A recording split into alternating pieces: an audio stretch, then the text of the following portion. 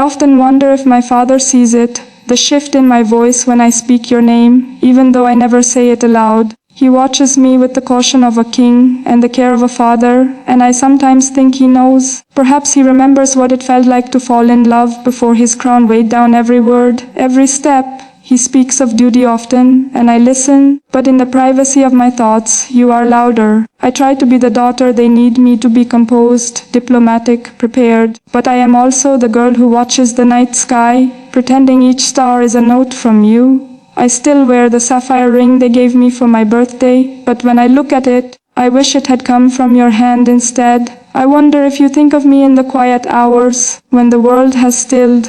I wonder if you whisper my name into the dark, like I whisper yours. We may live in separate stories, but I feel you with me always, like breath, like music, like the reason I've started dreaming beyond palace walls. The future they have planned for me is written in calendars and speeches and rehearsals. My wedding will be scheduled before I fall in love. My life has already been drafted in official ink, but you are my unwritten page. You are the part of me that resists. If I could run away with you just once, I would ask for nothing, no crown, no promise, only time, an hour, a minute. I wonder what it would feel like to love you with the freedom of an ordinary girl. No guards, no whispers, no obligations, just the sound of your heartbeat beneath my cheek, the brush of your fingers against mine. But even without those things, I love you, wildly, silently, endlessly, the kind of love that outlives ceremony, the kind of love that hides behind royal waves and diplomatic smiles, the kind of love that waits without asking to be chosen. Even if we never kiss, even if you never hold me, I will have known something rare. I will have loved someone not because it was allowed, but because it was true. That to me is worth more than any throne. I often replay the moments we shared, small, almost invisible to others, but monumental to me. That time you passed me a folded note beneath the long table, during a reception neither of us wanted to attend. All it said was, "Are you okay?" And yet it said everything in a world where no one asks me that without expecting a rehearsed answer. You asked and meant it. I still have that note, tucked inside the cover of a book I keep beside my bed. I read it on days when I feel particularly alone, and when I do, it's as if your voice cuts through the marble and the echoes and finds me. They think I am composed. They do not see the girl holding on to a single question from someone who made her feel like more than a headline.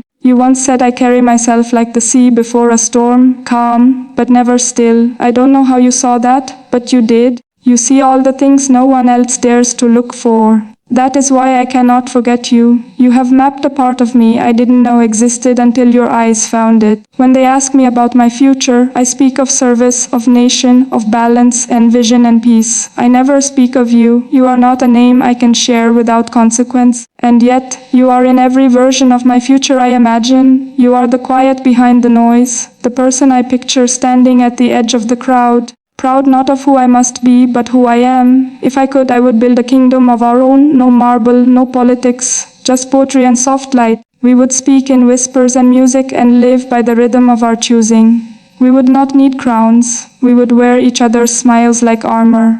But that is a dream, and I was not born to live in dreams. I was born into bloodlines and silence and the weight of inheritance. And yet, even now, in this world that feels impossibly distant from yours, I carry you like a second heartbeat. Quiet, unrelenting. My love for you is the truest thing I've ever owned, and if I must lock it away to protect it, I will, not because I am ashamed, but because it is sacred.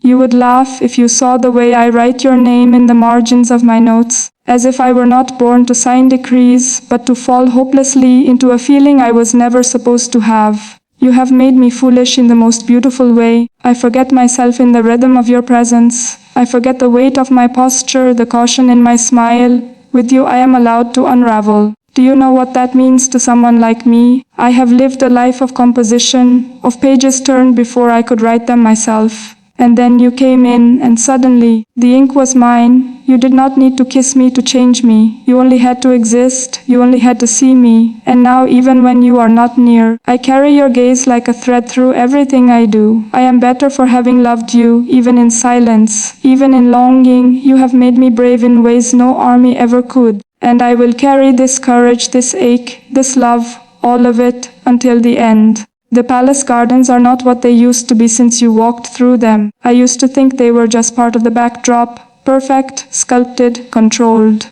But when I saw you beneath the orange trees, I felt something bloom that the gardeners never planted. Now every blossom smells like memory. Every stone feels like it remembers your footsteps. I walk the path alone now, but it feels crowded with ghosts, beautiful aching ghosts of what could have been. I do not cry. I was taught never to cry where anyone can see, but my silence is full of tears that never fall. If you had kissed me that day, I think I would have given you everything. My crown, my name, my future.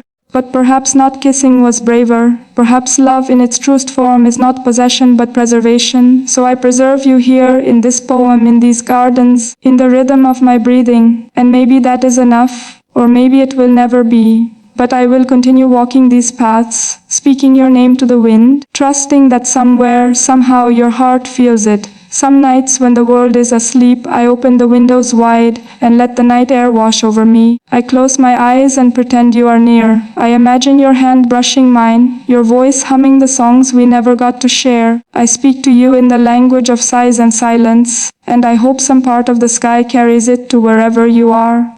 I wonder if we are looking at the same moon. I wonder if your breath hitches when you remember me. I wonder if I have become a scar, or a song, or something in between. But no matter what I've become to you, you remain a prayer on my lips, a longing in my pulse, a name that lives where no one can touch it. They say first love fades. They say time erases. But they do not know us. They do not know the love we built in the space between duties. Our love is not loud, but it endures. It is carved in quiet. It is written in the stars. And under their gaze, under your gaze, I am forever yours. Even if we never find our way back to each other, even if life draws us toward paths that never meet again, I will not regret a single heartbeat I gave to you. You were my secret, yes, but you were also my clarity. The world made sense in your presence. And though they call me future queen, you made me feel human. That is a greater gift than any throne could offer. I have learned that love does not need witnesses to be real. It does not require blessing or ceremony. It needs only two hearts willing to remember.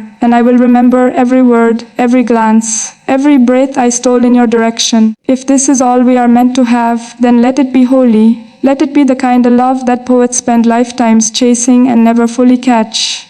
You were not my mistake, you were my miracle, and no crown, no kingdom, no law will change that. I may belong to the world, but the part of me that loved you will always belong only to you.